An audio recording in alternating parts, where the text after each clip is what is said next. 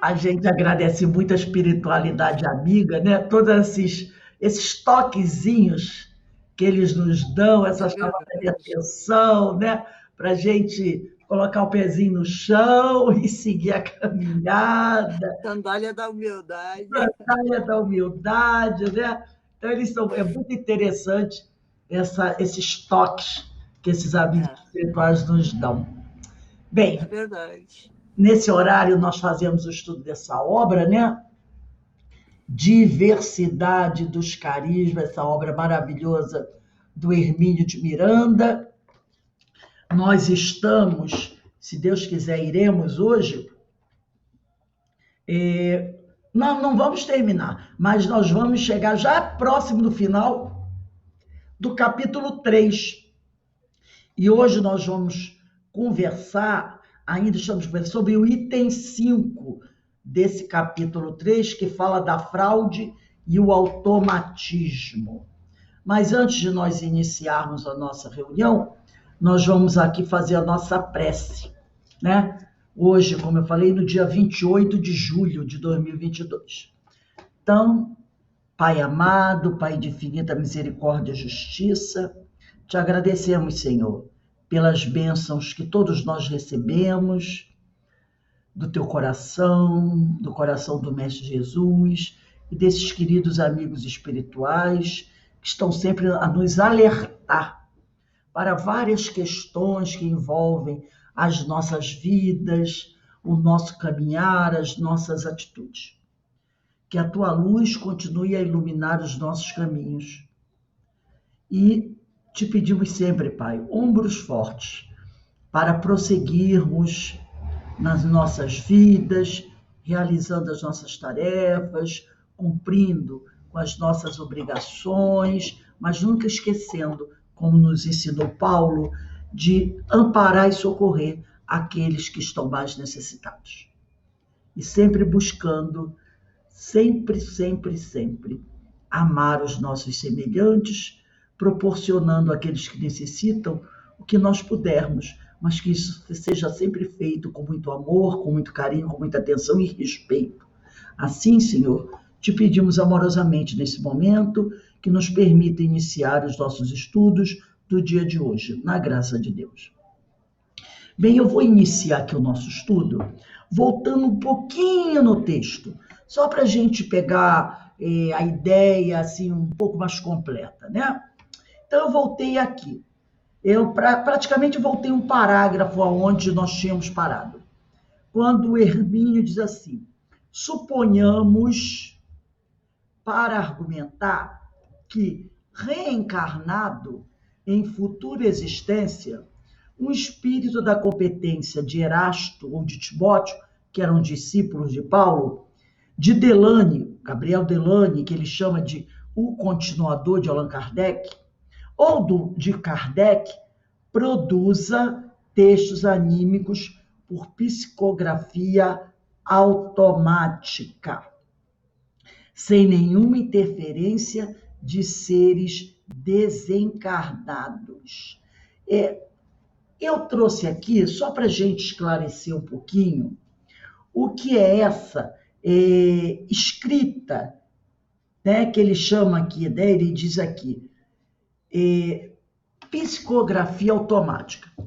Tem um livro, né, eu nem sabia que tinha, mas foi nesse livro aqui do Hermínio, que ele cita esse livro, era um livro que estava esgotado, que até então, quando Hermínio desencarnou, esse livro não tinha sido traduzido ainda para o português, tanto que ele fala isso. Esse livro não foi traduzido para o português.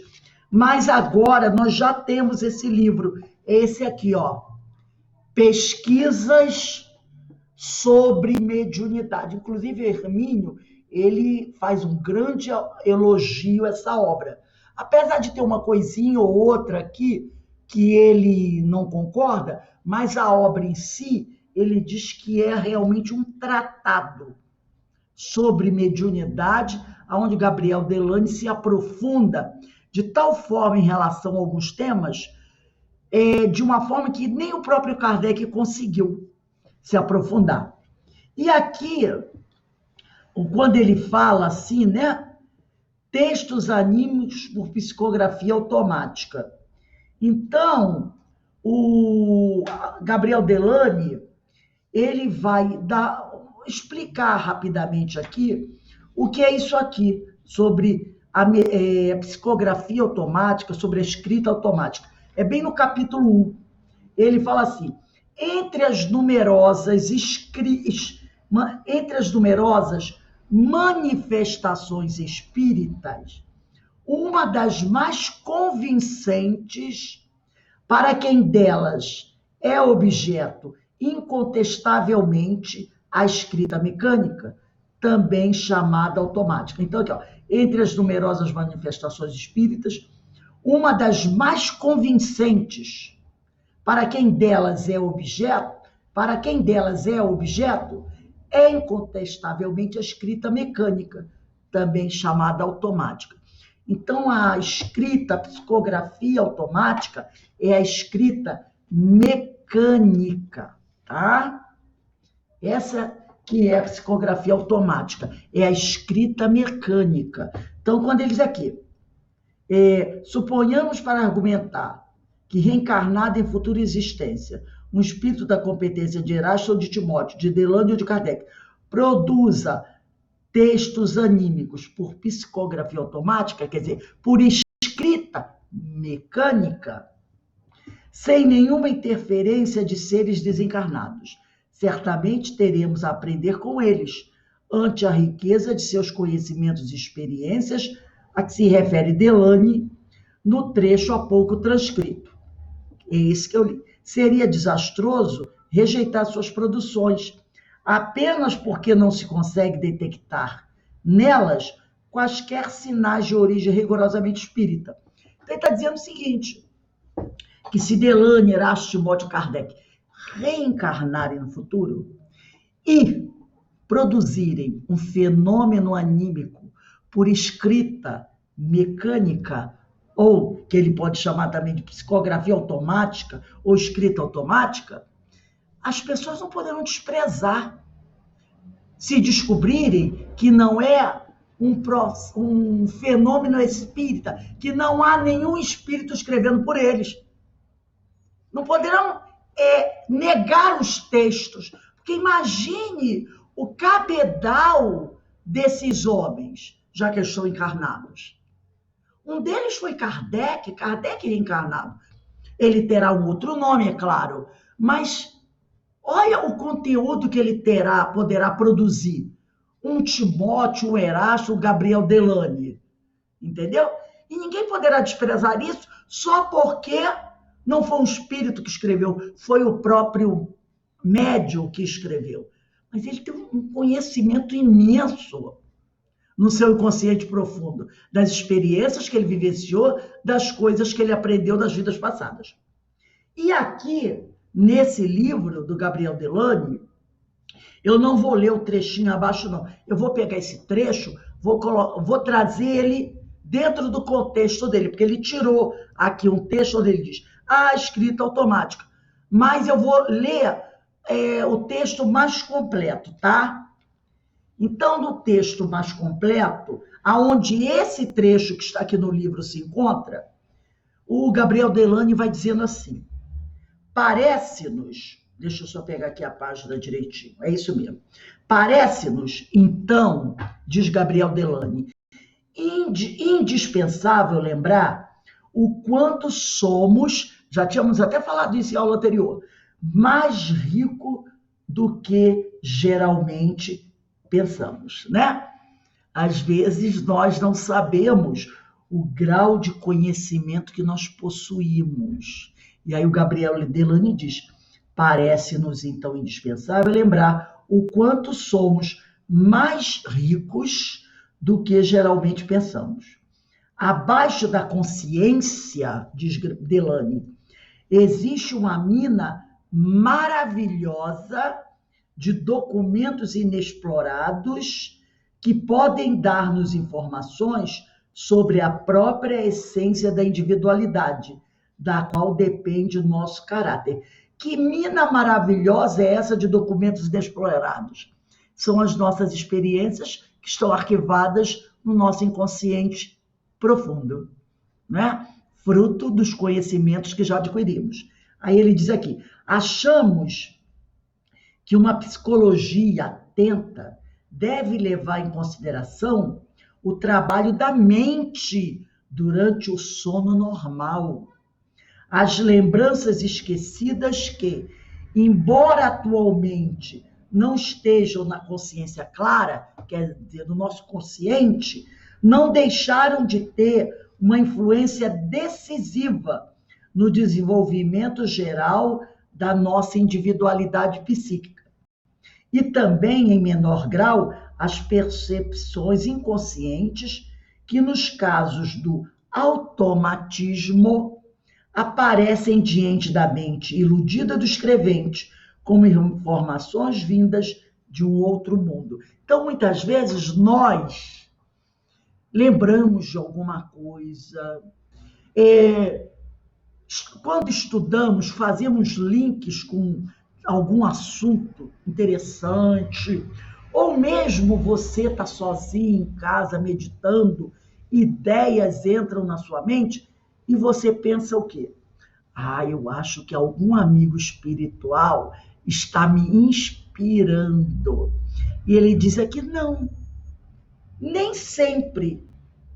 Muitas vezes essas ideias que para você parecem revelações são ideias da sua própria mente, que está no momento que você ali relaxou, está emergindo, não é? Está vindo lá de baixo, bem do profundo. E são conhecimentos seus que você nem imagina que possui. E aí ele continua dizendo aqui, todos sabemos que a vigília e o sono são geralmente separados por memórias diferentes. Olha que interessante. A vigília e o sono são geralmente separados por memórias diferentes. O que o Espiritismo nos ensina, porém, é que a alma nunca fica inativa. Durante a noite, a alma pensa, trabalha e, frequentemente, com maior proveito do que durante o dia, porque não é desviada das suas pesquisas pelos 1000 incidentes da vida de relação. Porque, às vezes, você tem que estar, vamos dizer assim, você tem que estar focado numa coisa. Você está fazendo um estudo, você tem que estar focado naquele estudo, para que o seu aprendizado seja bem proveitoso. Mas aí, naquele momento que você deveria estar focado naquele assunto, você acaba se dividindo em outros assuntos, pesquisando outras coisas, ou de repente fazendo algo paralelo. O que acontece? Você não apreende bem nenhuma coisa, nem outra. Já quando você está,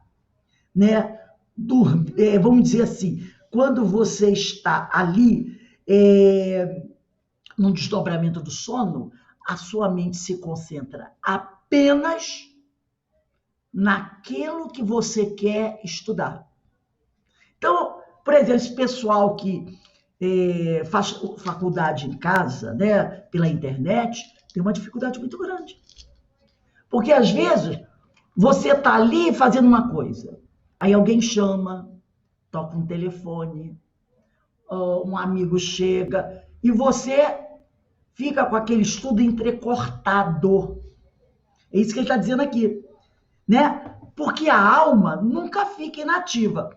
Agora, durante a noite, no desdobramento, a alma pensa, trabalha e, frequentemente, como diz Delane, com maior proveito do que durante o dia, porque não é desviada das suas pesquisas pelos 1000 incidentes da vida de relação. Pode acontecer que, ao acordar, a alma não se recorde dessa atividade noturna, mas, num dado momento, o resultado das suas pesquisas surge na consciência e, de repente, brilha como uma revelação inesperada. Então, a gente, no desdobramento do sono, você faz 1000 coisas. Você estuda também. E quando você desperta, muitas vezes, você tem uma leve lembrança de alguma coisa, mas não sabe o detalhe.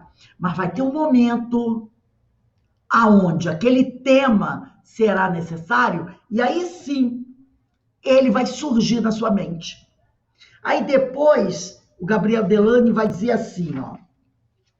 Ele vai dizer assim, os fatos nos mostram a origem dos pensamentos que, vez por outra, de repente, nos surgem na consciência como inspirações alheias, quando, na verdade, são somente lembranças que provêm da nossa atividade mental durante o sono.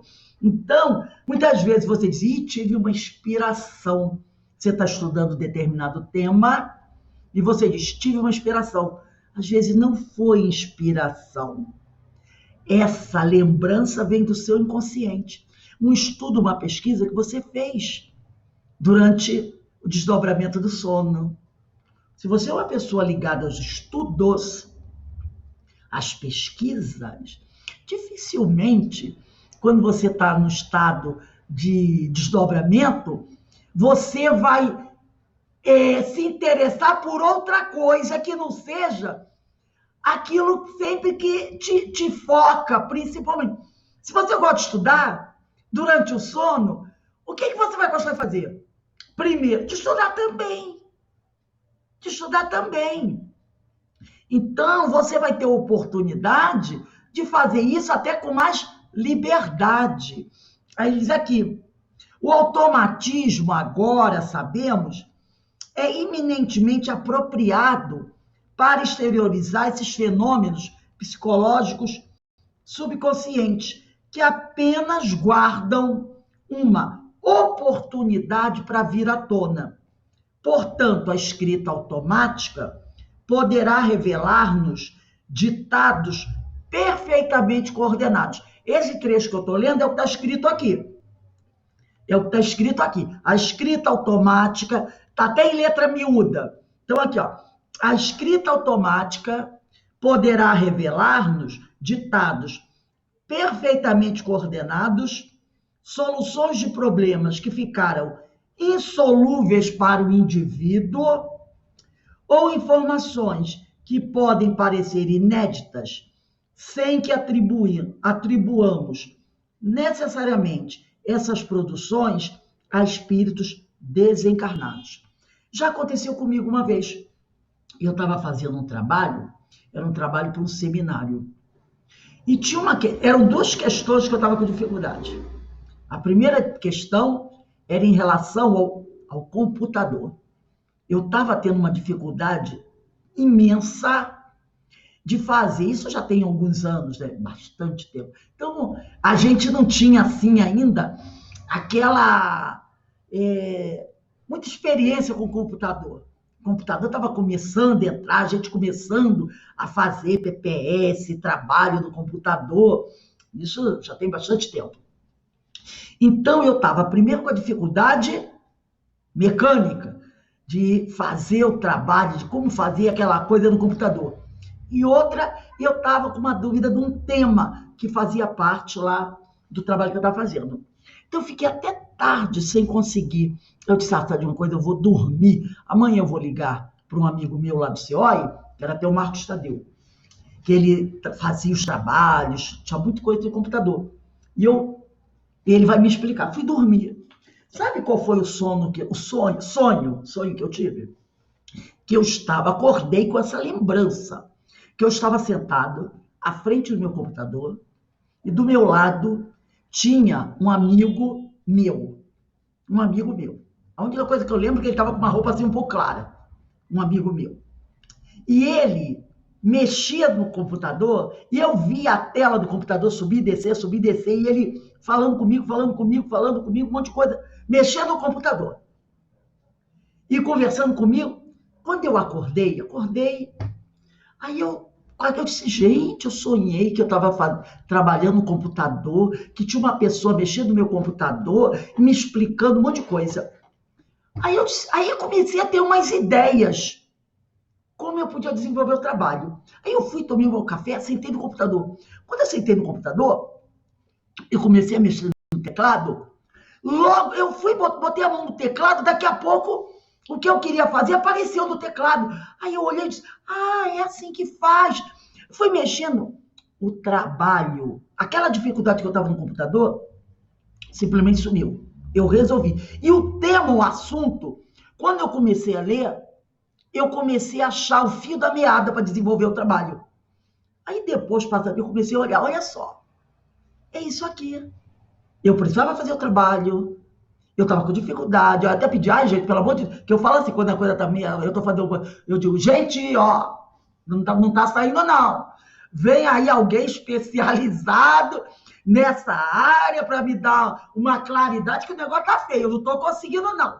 Vamos lá, quem é que sabe das coisas aí, vem aqui me ajudar, porque eu tô precisando. Eu falo mesmo, tá? Olha, eu sei que a coisa funciona. Então, eu consegui fazer o trabalho. Aí, quando eu estava lendo isso aqui, eu falei, olha só como é as coisas. Era um trabalho para casa espírita, era uma coisa legal, eu não estava conseguindo fazer.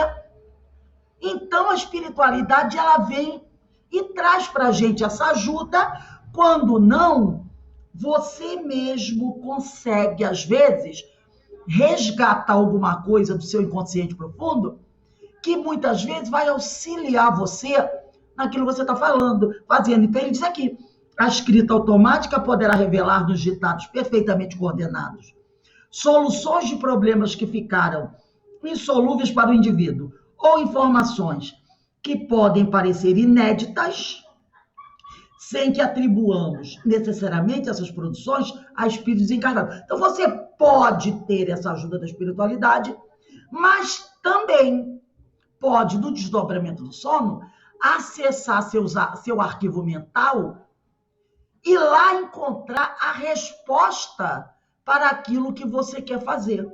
É isso que ele disse aqui. Agora, vamos voltar aqui. Então, esse livro, gente, é lógico que tem uma coisinha ou outro, o próprio Hermínio vai discordar do Delane num pontinho aqui, mas esse livro é maravilhoso. Ele é um tratado, é pesquisa sobre mediunidade do Gabriel Delane. E esse livro, até há poucos anos, não tinha sido traduzido para o português. Agora, recentemente, que ele foi traduzido. É da Editora do Conhecimento. Muito bom. Ele trata aqui de vários assuntos.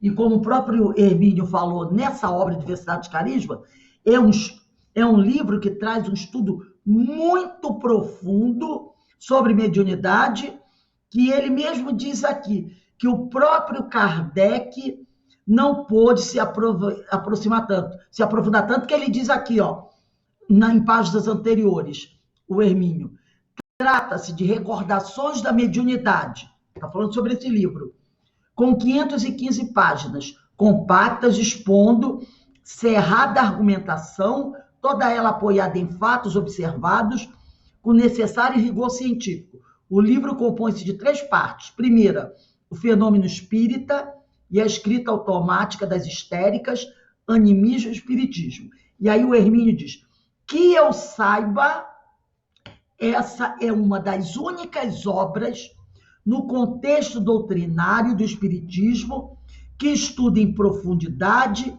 o problema da psicografia automática, ou seja, a escrita produzida pelo inconsciente, funcionando o sensitivo como médio de si mesmo. Então, ele traça um grande elogio a essa obra.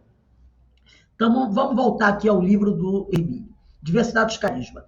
E ele diz aqui, o julgamento de textos, portanto, não deve ser conduzido à base de impulsos e desconfianças a priorísticas, e sim após criterioso exame crítico, de forma e fundo, de conteúdo ideológico e doutrinário.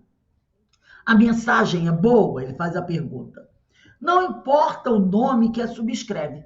Se a mensagem é boa, não importa quem assina ou deixa de subscrevê-la. É inaceitável? Por mais importante que seja o declarado do autor, deve ser rejeitada sem remorso. Então, a mensagem ruim foi assinada por Allan Kardec. Joga fora. O que é preciso evitar em tais circunstâncias é criar uma atmosfera de suspeição em torno do médium, por duas válidas e significativas razões. Se a mensagem não está bem, ainda assim não significa, indiscutivelmente, que ele esteja fraudando. Embora isso possa ocorrer, é também possível que ele tenha acolhido um espírito despreparado que não tenha muito que dar de si nesse campo. E é o que a gente vê muito por aí. Médiuns dando comunicações lastimáveis, vamos dizer por aí. Lastimáveis. E pior, divulgando essas comunicações. Muitas vezes o pessoal diz assim, isso é fraude, ele está mistificando, está inventando coisas. Às vezes não. Ele está dando a comunicação de um espírito que sabe tanto quanto ele, que ele não deve saber nada, ou muito menos do que ele. Essa comunicação que eu comentei com vocês umas semanas atrás, quando um espírito, um médium, psicografa uma obra, nessa obra ele diz que existe gravidez do plano espiritual, e eu conheci pessoas que, aplaudiram essa comunicação. Espíritas. Por quê? Porque a mensagem veio assinada por um espírito que tem um grande trabalho prestado à doutrina dos espíritos. Só que o médium, não sei se ainda, mas esse médium, durante muito tempo, teve graves problemas obsessivos, gravíssimos. No passado, ele trabalhava com esse espírito. Inclusive, eu tenho algumas obras dele, bem antigas, que eram maravilhosas. Passado um tempo, houve uma questão aí de fascinação, vaidade, essas coisinhas mais que todos nós podemos viver, e esse médium perdeu a qualidade do seu trabalho. Acredita-se que o espírito se afastou dele. Mas outro tomou lugar assinando por aquele espírito. Entendeu? E aí as obras caíram de qualidade de forma extraordinária. Mas as pessoas, por não saberem fazer uma avaliação, começaram a generalizar e pegar tudo que esse espírito publicou e considerar fraude. Mas não é assim. Tem um racha nessa história.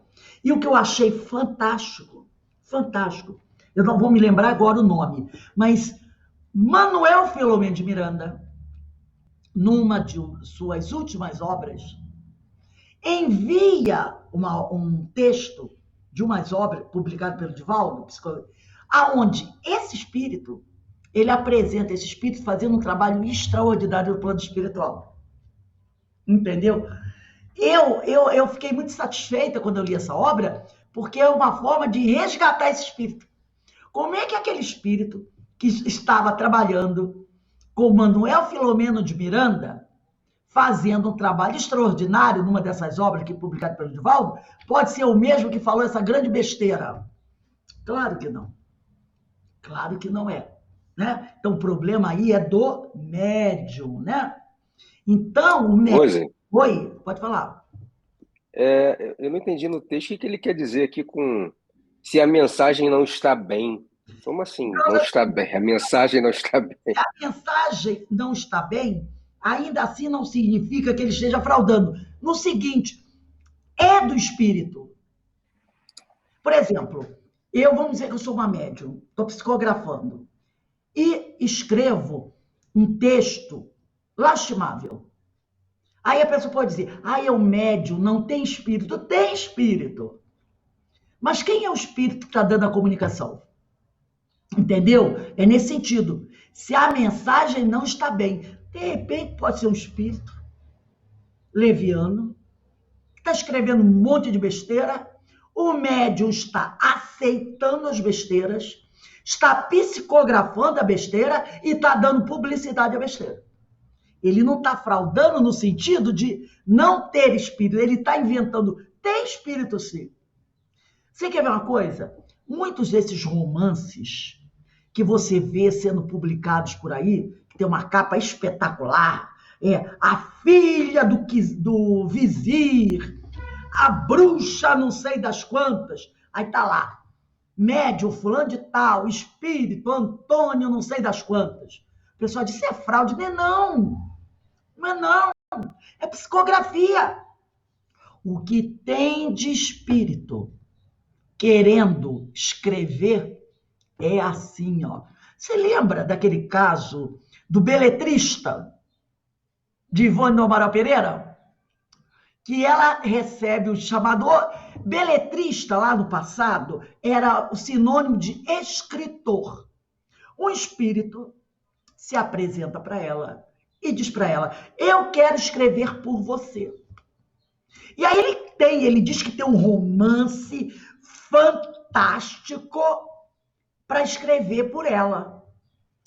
Aí a dona Ivone Pereira, se eu não me engano, ela vai ter uma conversa com o Charles sobre esse espírito. Eu acho que foi Bezerra.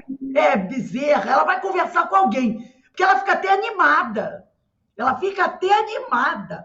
Aí eu sei que um desses amigos espirituais, ou Bezerra, eu já não me lembro bem, diz para ela assim, olha, tipo assim, minha filha, você não tem tempo para perder com bobagem. Se você tem que escrever alguma coisa, tem que ser algo que realmente seja importante para ajudar as pessoas.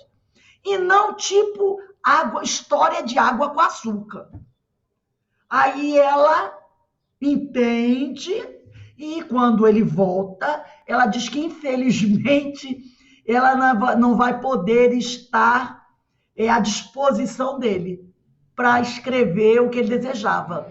E ele vai embora chateado, entendeu? Ele queria escrever, mas o material que ele tinha para oferecer era mais um romance desses aí.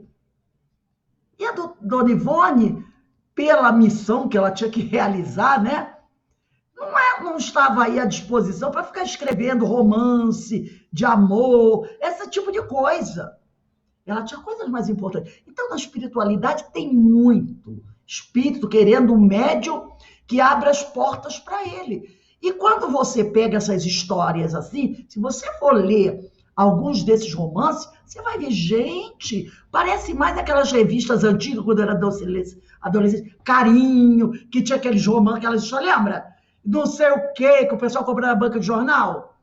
Aí, cada livrinho daquele, revista daquele, era uma história, aquelas histórias, né? Não sei o que, da moça pobre que casava com um homem rico e sofria, não sei o que lá. Tipo, aquele filme, um filme muito famoso, esqueci o nome, da babá, da babá que vai trabalhar na casa do capitão, filme acho que até os... Macfield? Oi? Macfield? Não. É passado na Áustria do capitão, que tinha vários filhos, e ela se torna preceptora dos filhos, e depois eles têm que fugir da Áustria por causa da Segunda Guerra Mundial. Esqueci o nome. É um musical, na realidade, né? O cara, ela se casa, vai ser a babá dele. É a Noviça Rebelde? A Noviça Rebelde, entendeu? Então, e às vezes vem textos que não têm valor doutrinário nenhum. Mas o médium está escrevendo. Gente, o que tem de livros, você entra em livrarias espíritas, você pega cada livro, que você vai, olha assim, então compre, não vale a pena. É o que ele diz aqui. Se a mensagem não está bem, ainda assim não significa indiscutivelmente que ele está fraudando. Embora isso possa ocorrer, pode ocorrer fraude, sim. É também possível, olha só, que ele tenha acolhido um espírito despreparado que não tenha muito que dar de si nesse campo. Ele não está fraudando, ele está apenas dando oportunidade a um espírito que não tem nenhum conteúdo interessante para escrever, para que ele psicografe através dele. Se, por outro lado, a mensagem é aceitável, é boa ou excelente, também não quer dizer que não possa ter sido produzida pelo próprio espírito do médium, como estamos vendo. Por quê? Porque, como nós já falamos aqui, ele disse aqui, imagina um Gabriel Delane, um Erasto, um Timóteo, um Paulo de Tarso, ou um Allan Kardec, daqui a alguns anos, reencarnado e produzindo um texto anímico. E um vidente perceba que não tem nenhum espírito ali. E vocês acham que vai sair besteira? Claro que não. Porque esses homens têm um grande arquivo na sua memória profunda de todas as experiências e conhecimentos que eles já adquiriram. Então, o conhecimento que nós já conquistamos até hoje, nessa encarnação e nas encarnações passadas, nós não perdemos uma letra. Está tudo arquivado lá, no nosso inconsciente profundo. E isso pode, no momento que você estiver num estado alterado de consciência, brotar. E você pegar um lápis e sair escrevendo. O pessoal vai dizer, ih, tá psicografando. Tá psicografando, mas o conteúdo é seu. É do seu conhecimento, daquilo que você já aprendeu, que pode ser muito maior do que o desencarnado. Que o desencarnado tem a oferecer para você. Porque não é porque você está encarnada ou encarnado que você sabe menos que aqueles que estão desencarnados. Entendeu? É isso que é. E aí ele traz um outro trecho que está nesse livro, mas eu não vou ler do livro, não, vou ler aqui. Olha só. Agora que sabemos da extraordinária riqueza da memória latente, da nossa memória latente, povoada de lembranças de tudo quanto estudamos, vimos, ouvimos e pensamos em nossa vida, que sabemos que a atividade do espírito durante a noite é preservada na memória, que o espírito vivencia experiências no desdobramento do sono, que impressões sensoriais das quais não temos consciência podem revelar-se a um dado momento. Devemos ser bem circunspectos, quer dizer, cuidadosos, para afirmar que o conteúdo de uma mensagem não provém do subconsciente. Então, quando você vê um médium que às vezes nessa reencarnação tem pouco conhecimento intelectual, produzindo um texto de conteúdo valoroso, dificilmente ele diz aqui, tenha cuidado ao dizer que aquele trabalho não pode ter sido feito pelo encarnado e só por um desencarnado. Eu falei para vocês o exemplo, né, de uma moça que ela fez um trabalho e ela apresentou o trabalho dela, né? Foi um seminário até maravilhoso o trabalho dela. Quando ela terminou, um companheiro foi parabenizá-la e virou-se para ela e disse assim, quem foi o espírito que ditou esse trabalho para você? Ela olhou para ela e disse assim, pode até ter ditado, mas eu tenho certeza que quem fez esse trabalho fui eu. Aí ele, não é possível, está muito bem feito, não pode ter vindo tudo da sua cabeça. Percebeu?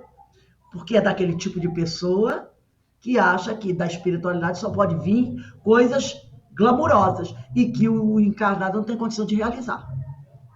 Tá? Mas, aí é o que ele chama atenção. Não esqueça das milhares de reencarnações que você já teve. E todo esse conhecimento que você vivenciou, experienciou ao longo dessas reencarnações, nada ficou perdido, está tudo arquivado aí. Gente, olha, eu vou dizer uma coisa para vocês. Eu devia ter uns 12 anos, quando conversando com a madrasta do meu pai, que eu chamava de vó, mas ela era espiritualista. Era seguidora de Alziro Zaru. Não sei se vocês sabem quem foi Alziro Zaru, né? E aí, um dia, ela falando comigo sobre reencarnação.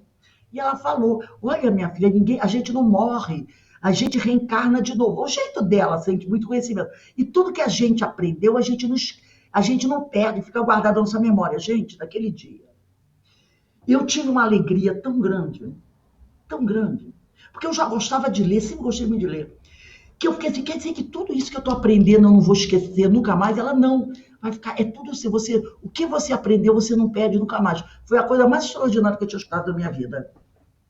Porque olha só todo o esforço que a gente faz para estudar, para aprender, para adquirir, e depois morreu, acabou. Não é triste? Como meu pai que dizia assim, que meu pai não acreditava nessas coisas, ele dizia assim, é hoje só, amanhã não tem mais. Ele dizia assim, é hoje só, amanhã não tem mais. Aquilo me dava uma tristeza. Eu disse, nossa, que horror, é hoje só, amanhã não tem mais. Quer dizer, então do que vale todo esse esforço? Não vale de nada, né? E aí ele vai dizer aqui, as mensagens devem, por conseguinte, ser examinadas e aceitas ou rejeitadas pelo que são em si mesmas, e não por serem de origem espiritual ou anímica. Tanto há mensagens boas de origem anímica, como mensagens inaceitáveis de origem espiritual. Não estamos autorizados a colocar o médium sob suspeita apenas porque produziu uma mensagem ou manifestações anímicas. E aqui nesse livro, né, voltando a esse livro aqui, Pesquisas sobre Mediunidade, o Gabriel Delany, ele vai dizer assim, em nossos dias, o Espiritismo devia dar em nossos dias, o Espiritismo devia dar um excelente pretexto aos que têm tendência ao misticismo e, ao demonstrar a possibilidade de entrar em contato com as inteligências desencarnadas, provocou ilusões em muitas almas sinceras. Por quê? Porque muita gente, quando descobriu que era possível entrar em contato com os amigos espirituais, passou a ter ilusões, criar ilusões, mas pouco a par das descobertas da ciência contemporânea. Por quê? Porque as pessoas, quando passaram a descobrir que existia o mundo dos espíritos e que eu poderia entrar em contato com eles, aí começou a imaginar coisas. Então, todo espírito que se comunicar é perfeito. Tudo que a espiritualidade envier, eu devo aceitar. É o que ele diz aqui, né? Aí ele diz aqui, é porque temos certeza dos contatos entre o mundo espiritual e o nosso que precisamos distinguir cuidadosamente na produção dos escreventes as que emanam do além das que são provenientes do animismo. Se nosso conhecimento das condições da vida futura repousa inteiramente na mediunidade, é indispensável que a mediunidade, seja estudada rigorosamente, cientificamente. É por não seguirmos esse método sensato de estudar rigorosamente, cientificamente a mediunidade, que fomos invadidos por uma profusão de supostas revelações sobre o pós-morte, que frequentemente são somente o produto das ideias pessoais do escrevente. Cada um de nós, evidentemente, tem o direito de expor ao público o que crê ser a verdade, mas é urgente que se saiba que o Espiritismo não se responsabiliza por essas fantasias. Inclusive, muita gente critica o Espiritismo pelas barbaridades que acontecem. Quer ver uma coisa? Tem um médium aí que, há uns 2 anos atrás, explodiu nas páginas policiais. Não é? Todo mundo sabe. Explodiu nas páginas policiais. Aí todo mundo está dizendo, tá vendo? É espírita. Olha só. Mas o que é que o espiritismo tem a ver com as atitudes daquele cidadão? Nada. Se a prática dele não é condizente com o que prega a doutrina espírita, ele não é espírita. Ele é espiritualista. E o espiritismo não pode levar culpa. Aí ele vai dizer assim, então ele diz que o espiritismo não se responsabiliza por essas fantasias. Devemos, pois, fazer uso de uma severa crítica com relação a todas as produções que nos apresentarem como vinda dos espíritos, e mesmo também das produções anímicas. Se é anímica, se é dos espíritos, como ele falou, não importa quem assina. O importante é que o conteúdo seja bom. Tá? É isso que é importante. Voltando aqui ao Diversidade dos Carismas. Propõe Gabriel Delany, e aqui ele vai fazer uma crítica a um ponto que ele não concorda com Gabriel Delany. Ele diz aqui, propõe Delany critério semelhante ao de Buntington para atestar a origem da comunicação. Para Delany e para Buntington, se essa comunicação estiver acima da capacidade do médium, poderá ser considerada como provinda de espíritos desencarnados. Mas pelos estudos do Hermínio sobre o arquivo da nossa memória ancestral, isso não é válido. Ele discorda nesse ponto, porque ele diz que o homem encarnado, que numa reencarnação não apresenta conteúdo intelectual satisfatório, ele pode sim, no estado alterado de consciência, num transe, enviar um texto de grande profundidade, porque ele estará retirando do seu conteúdo, né? E o próprio Gabriel Delany vai dizer aqui, num momento anterior, que nós não sabemos, nós ignoramos muitas vezes o quanto nós somos ricos em conhecimento.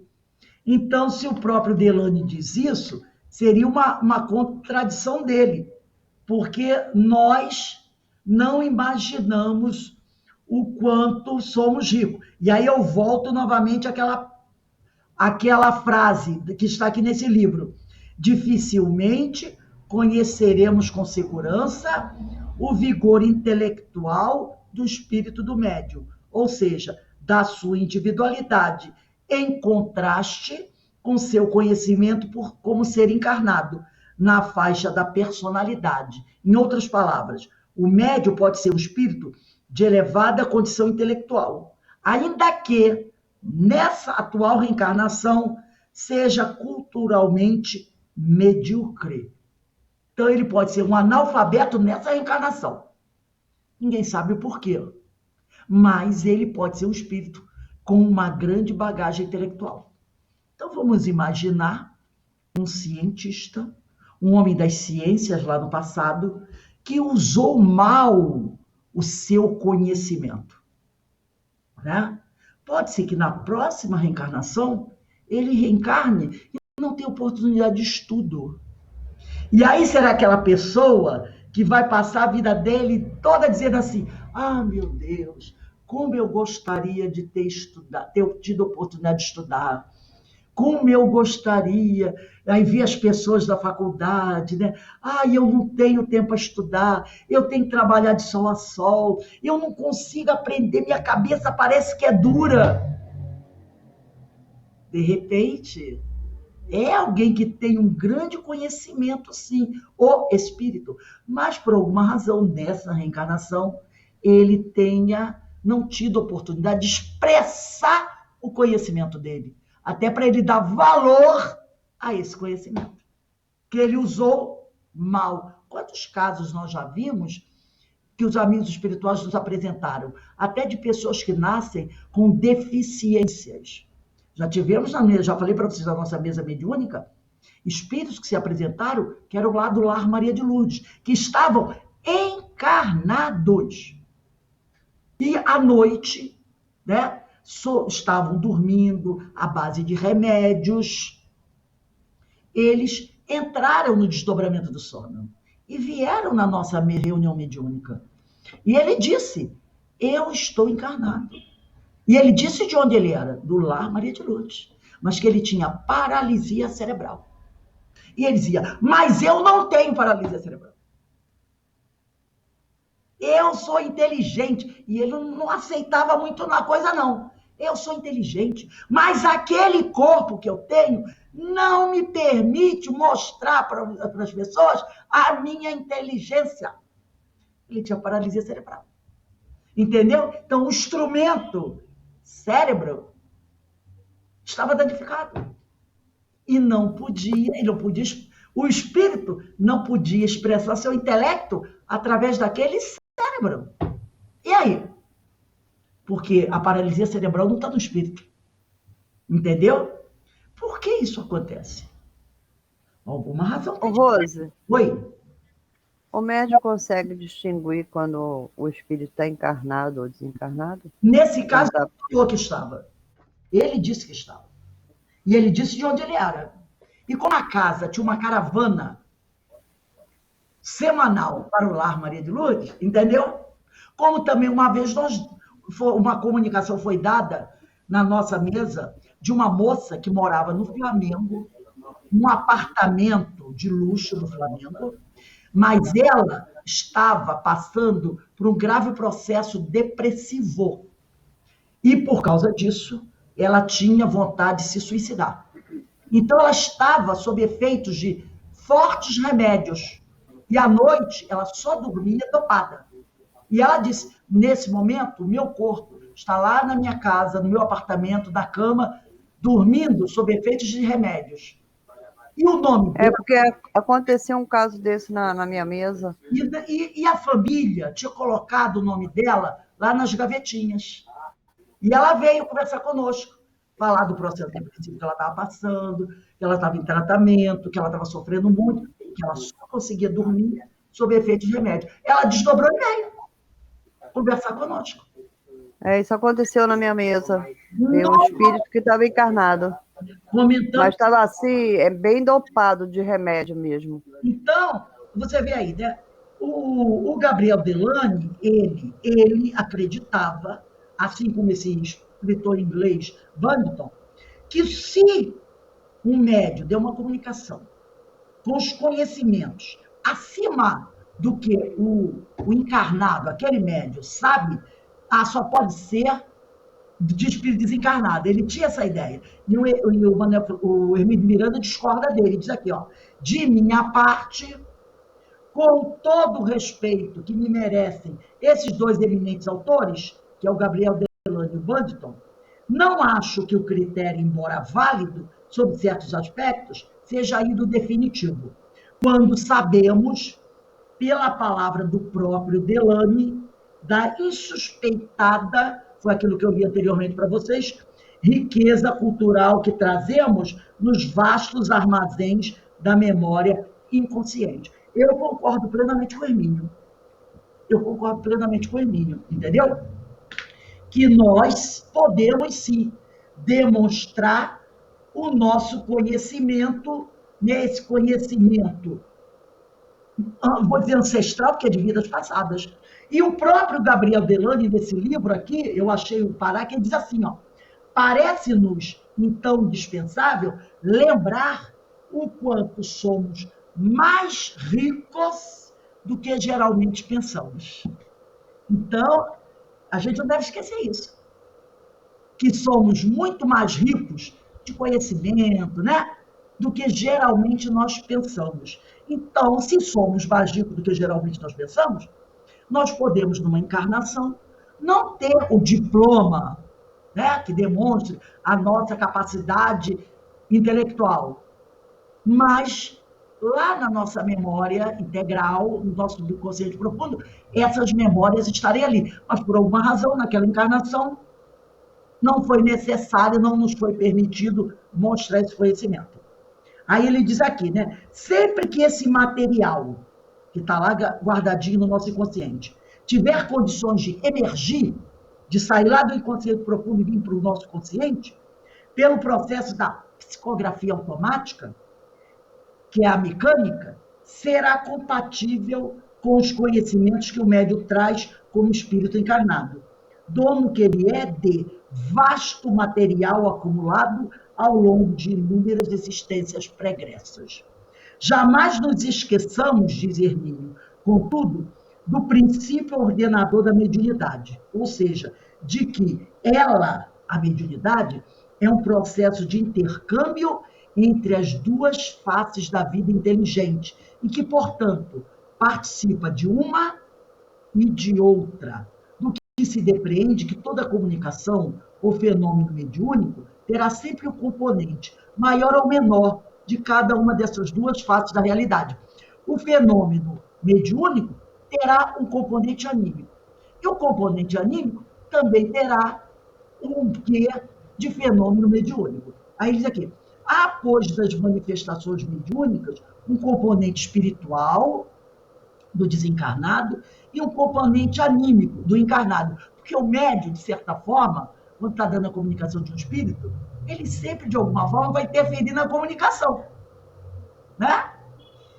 Como também poderá provir apenas do ser encarnado, sem participação de espíritos desencarnados, pois o espírito encarnado também se manifesta como espírito. Quando eu estou no estado alterado de consciência, não é mais a minha personalidade Rose que está falando, é o espírito imortal. E às vezes ele pode dizer coisas que eu dou tanto valor, mas que ele não dá mais tanto valor assim. Porque eu dou valor porque esse valor diz respeito àquela vida que eu estou vivendo agora. Mas quando eu estou liberta do corpo físico, pelo desdobramento, a minha perspectiva é muito mais ampla, né, gente? É muito mais ampla. E eu consciente, não tenho noção dessa amplitude, porque eu não lembro. Aí, em suma, o espírito desencarnado precisa do médium encarnado para comunicar-se conosco. Não precisa. O espírito, quando ele quer se comunicar, ele precisa do médium. Mas o médium, pode prescindir, sob condições especiais, da participação dos companheiros desencarnados, para transmitir seus próprios pensamentos. Porque se o fenômeno anímico, eu estou dando mensagem da minha autoria. Então, não tem necessidade do amigo espiritual aqui. Armados, aí diz aqui, não precisam dos companheiros desencarnados para transmitir seus próprios pensamentos. Armados com material, o médium, no processo anímico, que se encontra depositado com seus arquivos inconscientes. Voltamos para concluir, reiterando o ensinamento de Ernesto Bozano sobre a interação animismo-espiritismo. Ele aqui vai trazer um texto do Bozano, do Ernesto Bozano, nesse livro aqui, Animismo ou Espiritismo, que é maravilhoso também, Ernesto Bozano. Mas depois eu vou ler esse trechinho numa outra tradução, porque a tradução dele é diferente um pouco da minha. A minha tá mais clara. Aqui ele diz assim, nenhum nem outro logra separadamente explicar o conjunto dos fenômenos supranormais. Ambos são indispensáveis, tanto o fenômeno anímico como o mediúnico, a tal fim, e não podem separar-se, pois que são efeitos de uma causa única, e esta causa única é o espírito humano, que quando se manifesta em momentos fugazes, durante a encarnação, determina os fenômenos anímicos, e quando se manifesta mediunicamente, durante a existência desencarnada, determina os fenômenos espiríticos. Agora eu vou ler esse mesmo trecho de uma outra tradução, para ficar mais claro isso aqui. Então, esse texto que eu vou ler está no capítulo 3 desse livro, Animismo ou Espiritismo. Tem 2 livros com esse nome. Um é de um outro autor, que eu não me lembro bem o nome, mas esse aqui é do Ernesto Bozano, tá? Então, nesse livro, capítulo 3, que trata, o capítulo 3, deixa eu pegar pegar o título do capítulo. Capítulo 3, trata das comunicações mediúnicas entre vivos, provam a realidade das comunicações mediúnicas com os defuntos, que eles falavam assim, né? Então, aqui no capítulo 3, Ernesto Bozano fala assim, O animismo e o espiritismo são complementares um do outro, porquanto esses dois fatores têm por base única o espírito humano, que operando encarnado, quer dizer, agindo encarnado, provoca os fenômenos anímicos. E operando, agindo desencarnado, determina os fenômenos espíritas. E tanto é certo isto que, se pretende excluir um ou outro dos dois fatores que constituem a questão a resolver-se, impossível se torna explicar o conjunto dos fatos. Então, esses fenômenos estão muito ligados, tá? E o animismo e o espiritismo são complementares, porque todos eles têm como base única o espírito humano. Só que um espírito não tem o corpo material no momento, né? Porque ele está na erraticidade. E o outro tem. É a única coisa que difere um do outro. Mas eles estão na base do fenômeno. Aí ele explica, quando o espírito humano está encarnado, ele provoca o fenômeno anímico. Agora, quando esse espírito humano está desencarnado, ele provoca o fenômeno que é chamado de espírita ou mediúnico. E não se pode excluir um do outro, porque, como nós já vimos, o médium, tá? Ele vai, de alguma forma, interferir no fenômeno mediúnico. Então, ele é muito claro aqui, nesse parágrafo, né? A base do fenômeno está no espírito humano, que pode estar encarnado, aí ele provoca o fenômeno anímico, ou pode estar desencarnado, e aí ele provoca o fenômeno espírita ou o fenômeno mediúnico. Mas é tudo realizado pelo espírito. E mais algumas pessoas, às vezes, ainda tem, a gente vê isso às vezes, com doutrinadores, que na hora de fazer um esclarecimento ao médium, ao espírito que está ali, né? Aí é o espírito mesmo que está ali se apresentando, tratam esse espírito como se fosse alguma coisa diferente. Não consegue, tem esclarecedores que não conseguem conversar com o espírito que está ali dando comunicação, como se estivesse conversando com uma outra pessoa do grupo dele. Não consegue travar um diálogo de gente para gente. Se vocês observam, não sei se vocês já tiveram essa oportunidade de fazer essa observação, tem doutrinadores que têm dificuldade de conversar com o espírito, como se estivesse conversando com um colega do lado, como se fosse um amigo que chegasse lá, poxa, fulano, estou com um problemão. Qual problemão é esse? E aí vai conversar com ele. Ele não consegue. Ele tem uma dificuldade de conversar com o espírito dessa forma, de gente para gente. Ele faz uma certa, sei lá, mise-en-scène, ele muda como se ali na frente dele estivesse um ser alienígena, entendeu? Que não fosse um ser humano, que temporariamente está sem um corpo físico. Mas logo, logo vai encarnar e vai ganhar um corpo físico, enquanto ele também vai perder o corpo físico. Vão trocar de posições. Ele tem dificuldade. Por quê? Porque ele não consegue ver o espírito como um homem, como um ser humano. Ele não consegue ver. Então tem essas pessoas. E justamente por não conseguir ver, é que essas pessoas, quando recebem essas mensagens, esses textos do plano espiritual, só falta jogar o joelho no chão. E fazer assim, e render graças, e bater a cabeça, como se tivesse ali um ser extraordinário. E alguns espíritos de pouca evolução, que adoram isso, né? Aqueles espíritos adoram isso. Por quê? porque o sujeito está me colocando no altar. Então, tem desencarnados que se aproveitam disso, dessa, sei lá, fantasia, né, da pessoa, de olhar, isso é do espírito. Nossa, que maravilha! Não tem maravilha nenhuma. Não tem maravilha nenhuma. É um ser humano como outro qualquer. Bom? Então, a gente vai parar aqui. Semana que vem, a gente vem para o último item desse capítulo, que é aspectos provacionais do fenômeno anímico. Alguém gostaria de fazer algum comentário sobre o que nós estudamos hoje? E tudo isso está muito ligado para a aula de obsessão e desobsessão de amanhã, né? Pode falar, cara. Eu, Tá. É por isso que a gente tem que estudar, é muito, não é pouco, não.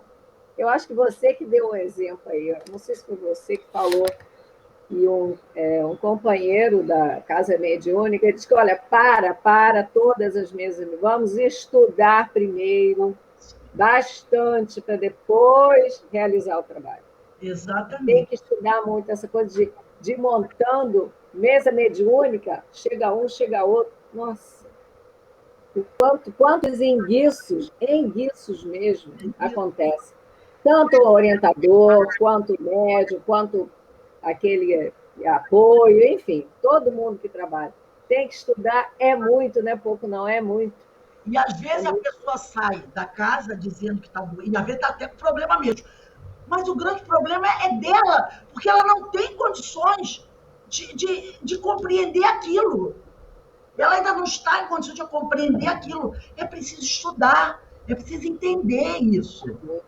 E o que não falta é material, né? O que não falta é material. Você vê. Eu estou vendo você toda hora, busca, tira da cartola onde, meu Deus do céu. Você vê, esse livro do Ernesto Bozano são publicações lá do século XIX, início do século XX. Gabriel Delany conheceu Kardec.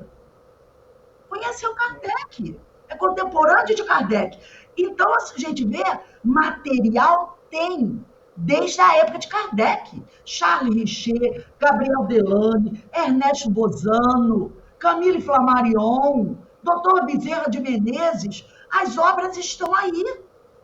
Mas as pessoas não querem estudar. Esses autores, como Ernesto Bozano, são chamados de os clássicos. Porque são... Mas que material rico eles não trazem? Mas as pessoas não querem estudar. Querem ler muito romance mediúnico. Tudo bem, eu não estou dizendo que o romance não seja... Tem uns interessantes, mas você não pode ficar apenas estudando os romances. Você tem que estudar. O interesse do fenômeno, né? Às vezes o interesse é o fenômeno. Entender como aquilo funciona. Fala aí, William. eu não sei se isso acontece, continua acontecendo. Assim, quando eu estou voltando à casa espírita agora, aqui em Curitiba, por exemplo, e eu até estou num curso de mediunidade para a gente formar um grupo para criar uma mesa, né? Para não ficar essa coisa de entra um numa mesa, que está aquele grupo já bem consolidado. Mas eu lembro que muito antigamente, quando eu comecei a trabalhar, o animismo, eu entendi, eu ficava até com medo, que o animismo parecia que era crime. As pessoas falavam que, assim, não é animismo. Falavam até com um jeito meio tosco, assim, sabe? Quando havia uma percepção de que era um fenômeno anímico, né, na mesa. Aí hoje eu vejo que não é isso, até porque assim, a gente começa a estudar e entende que não tem nada a ver, não tem nada de criminoso nisso.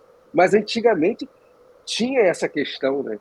Eu ficava, juro que eu ficava até com medo, assim, gente, será que eu estou fazendo um anímico? Você tem esse livro, Diversidade dos Carismas? Desligou teu microfone. Oh, desculpa, não tenho, eu só baixei aqui no computador. Vou comprar. Ler até o capítulo 3, que nós estamos estudando.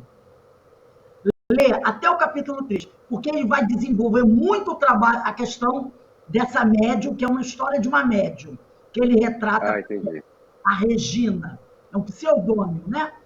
Lê até o capítulo 3, que ele vai dissecar os problemas que ela passou nas casas espíritas, pelas quais que ela trabalhou, e foram inúmeras, por causa de acusações de processo. Você vai ver que o teu medo foi as coisas que ela sofreu.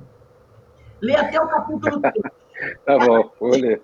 Aí você vai ter essa noção disso que você fala, do monstro que as pessoas criam em relação ao animismo. É um verdadeiro horror. E ele fala, não é? São coisas suas. Conhecimentos seus que estão no inconsciente profundo. Agora, é lógico, se você vai fazer um trabalho, você deve dar mais oportunidade para os desencarnados. Entendeu? Você até pode, no início dos trabalhos, de vez em quando, mas você tem que ter essa consciência de saber do momento, que aquele momento é para atender mais o desencarnado. E que você pode até ter outros meios para resolver suas problemáticas. Através da moralização, da autoeducação, do estudo. Porque se você desenvolver isso, muitos dos teus problemas vão sendo resolvidos naturalmente. Lembrando sempre aquela frase de Jesus: para aqueles que têm muitas dificuldades, muitos pecados serão perdoados a quem muito amar. Ama a Deus sobre todas as coisas, é o próximo a ti mesmo, e uma multidão dos seus problemas serão resolvidos. Né?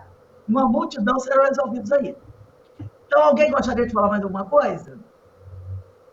Então, eu estou bebendo na água do amor, né? Com isso tudo, né? Fala baixo aí, gente. É isso aí que a gente tem que fazer. Amar, amar, amar e amar. E fazer o que Emmanuel falou para o Chico. Disciplina, disciplina, disciplina. E aí a gente vai resolvendo muitos dos nossos problemas. Então, nós vamos encerrando o nosso estudo aqui. Ô, Rose, esses filmes que você indicou, a gente encontra onde? É no YouTube? Na aula de ontem.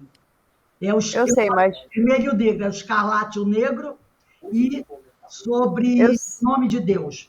Eu sei, mas... Então, olha... Eu assisto aonde? No YouTube? Escarlate e o Negro, eu acho que estava no Prime Video. E Netflix... Não, eu vi o Nome de Deus na Prime. No Prime. Só que tá como Madeleine Sister. Madeleine Sister. Eu botei... O Escarlate eu não achei. O Escarlate e o Negro é muito antigo, mas é ótimo. Foi baseado no de ontem, do Emmanuel falando sobre a Igreja Católica. Aquele do Alain Delon que você recomendou aí para trás, eu não consigo, nem o YouTube tem. Eu não tenho certeza se é o Sol por Testemunha ou se é a Piscina. Não, só por testemunha. Só por testemunha. Eu vou ver se eu acho a foto lá. Me diz onde é que está, porque eu já vasculhei lá. Eu vou ver filmaços. São filmados. É aquela fala, nada do que se faz fica eternamente escondido, né? Não, eu sei que tem atualização. Tem um filme que foi reprisado por outros artistas, mas eu quero o Alain Delon, né? Tem ele na Netflix, eu vi esse filme. Então, quer demais, Carmen. Vamos encerrar aqui o nosso estudo. Eu vou pedir a Carmen, que está encantada pelo Alain Delon, para fazer a nossa prece de encerramento. E o Alain Delon, eu acho que foi esse ano ou ano passado. É verdade, ele pediu para ser desligado, enfim. É verdade. É verdade. Né? É verdade.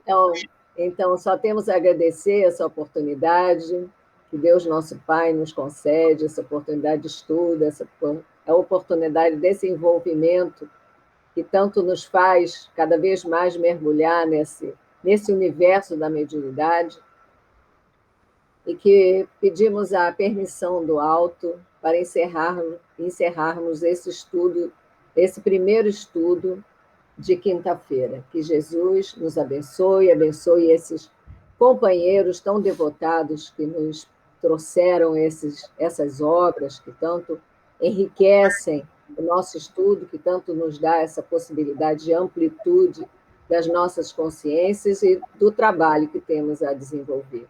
Que Jesus ampare, os proteja e os abençoe. Que Jesus abençoe esse nosso estudo de hoje possamos estar na próxima quinta-feira para dar continuidade a esses estudos. Graças a Deus. Graças a Deus. Então, meus Graças a Deus. dá uma paradinha aí. Quando for 17h30, a Denise está aí para nós estudarmos os ensinos de Jesus. E mais tarde teremos a nossa palestra pública, que vai falar sobre o festim de bodas.